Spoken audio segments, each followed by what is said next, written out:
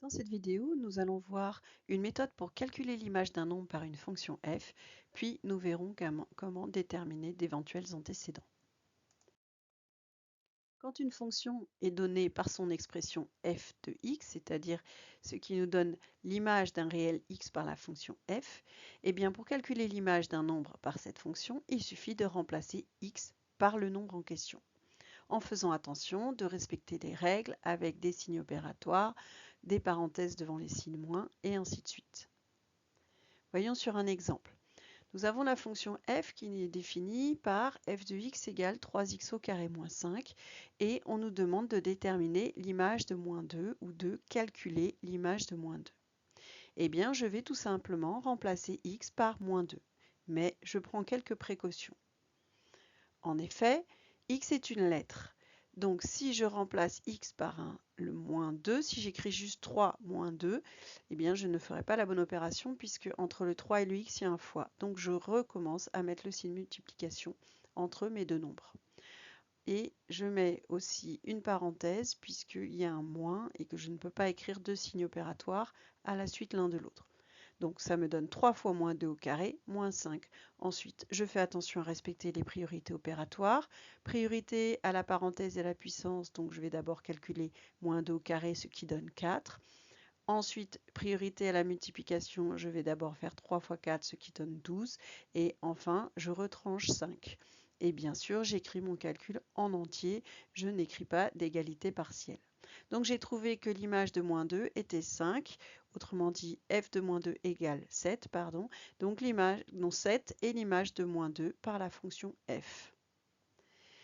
Remarque, si 7 est l'image de moins 2 par la fonction f, on peut dire aussi que moins 2 est un antécédent de 7 par la fonction f.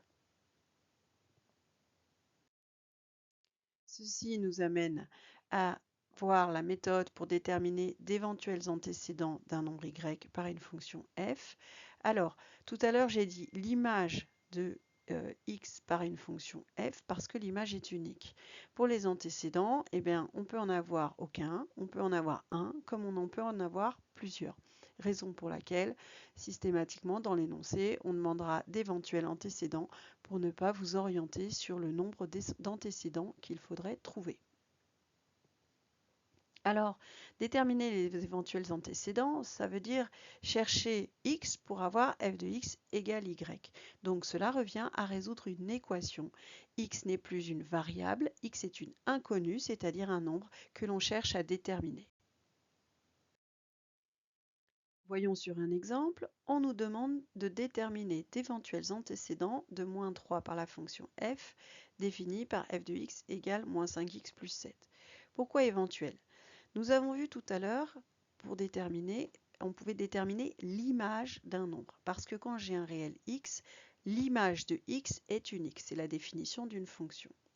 En revanche, quand j'ai un réel y, eh bien, je peux avoir 0, 1 ou plusieurs antécédents de ce réel y par la fonction f. Raison pour laquelle, dans les énoncés, pour ne pas vous orienter sur le nombre d'antécédents, on dira toujours éventuel avec un s, parce qu'on ne sait pas s'il y en aura 0, 1 ou plusieurs. Et ça, on le sait après avoir fait le calcul. Donc, chercher un antécédent de moins 3 par la fonction f, c'est chercher x tel que f de x égale moins 3. Et donc, c'est résoudre l'équation f de x égale moins 3, autrement dit, résoudre l'équation moins 5x plus 7 égale moins 3. Donc cette fois-ci, x n'est plus une variable, n'est plus un nombre qui change. X est une inconnue, c'est-à-dire un nombre que l'on cherche à déterminer. Et on cherche x tel que moins 5x plus 7 égale moins 3. Donc on va résoudre une équation. Pour cela, on peut retrancher le même nombre des deux côtés. Donc c'est ce que je vais faire. Je retranche moins 7 des deux côtés. Pourquoi? Parce qu'ainsi j'ai 7 moins 7 qui est égal à 0. Donc j'aurai plus de nombre de ce côté-là. Et j'aurai moins 3 moins 7 égale moins 10. Ensuite, x est multiplié par moins 5. Donc pour enlever ce moins 5, je dois diviser par moins 5 des deux côtés. Il s'agit d'une équation, donc il n'y a pas de problème de changement de sens. Moins 10 divisé par moins 5, moins par moins ça fait plus, ça me donne 2. Donc j'ai résolu mon équation. Et non seulement j'ai trouvé une solution, mais par ma résolution, j'ai trouvé qu'il y avait une unique solution qui est x égale 2. Conclusion, on en déduit que l'antécédent de moins 3 par la fonction f est 2, et vous remarquerez ici l'article défini, L', qui signale qu'il n'y a qu'un seul antécédent. Autre exemple, déterminer d'éventuels antécédents de moins 3 par la fonction g, définie par g de x égale x au carré plus 1. Donc la méthode est la même, on cherche x, tel que g de x égale moins 3. Ce qui revient à résoudre l'équation x au carré plus 1 égale moins 3. Comme tout à l'heure, je vais retrancher 1 des deux côtés, ce qui me donne x au carré plus 1 moins 1 égale moins 3 moins 1, ce qui me donne encore x au carré égale moins 4. Or, je sais que le carré d'un nombre réel est toujours un nombre positif.